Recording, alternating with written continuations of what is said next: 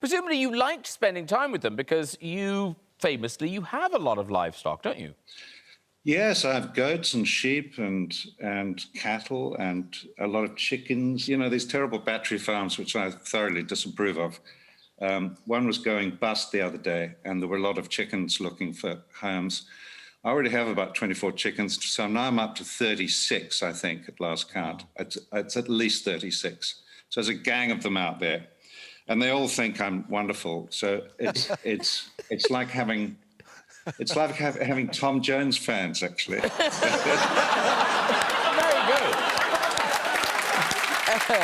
Oddly, Billy Piper, you too have joined the world of chicken owners. Yeah, we have chickens. We have 2 chickens. Just the 2? Just the 2. What are they called? One's changed its name a few times, Bright Bomber, and then it was Bob, and then the notorious chicken, Cockerel, both cockerels, wanted layers, got cockerels, it's like potluck. His name is Heavy Metal. Wait a minute, so these are the 2 cockerels? This is one cockerel in different poses. OK. And this is a competitive bird. You can enter them for competitions. They have amazing plumage. I don't think that's what happens. I think... But it's actually... I don't think that's a competition anyone wants to do. But it looks fantastic. It does. But it's awful. Oh. It's a horrible, aggressive cockerel. He's become a real problem. And loud. Very loud, but sort of swoops down at you, chases you around the garden, puts his wing out and sort of circles you. And now it's doing this. And apparently I said to this guy down the road, like, what am I going to do about this? And he's like, you just got to show him who's boss.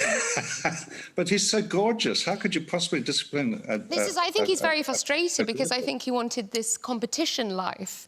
And he said he got us in lockdown. What he might like is a hen. I mean, I'm not a vet, but that might cheer him up. I can't take any more risks. And Sam Neill, you've talked about your animals on the show before, and I hesitate to ask, am I still alive, Sam? You're not only alive, you're the #1 bull now. And very disappointing. I think we've got there. That's Bursting with me. masculinity. Look at it. Oh, that's great, Norton. Now it's less good news, I believe, for James Nesbitt.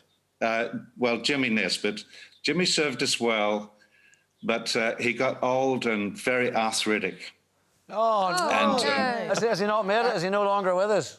He's no longer with us. He had to be put down. He was in quite a lot of pain.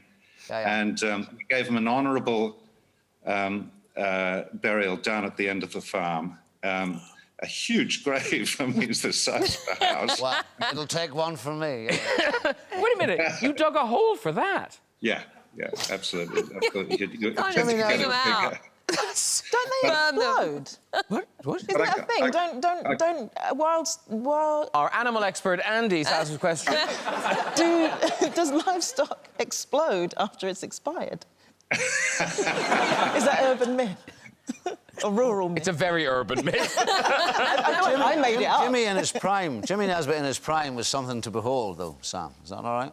Yeah, it's a fantastic bull. And I couldn't, in all conscience, with a distinguished name like Jimmy, I couldn't really turn him into sausages. So here's a grave and a little marker on him. So R.I.P. dear old Jimmy. Have you got a Tom Jones yet? Surely Tom Jones is ripe for the farm. And I'm Welsh. Tom, you know, I mean, God. I've got a couple of new rams who are unnamed, as a matter of fact. Well, hello. All right, OK.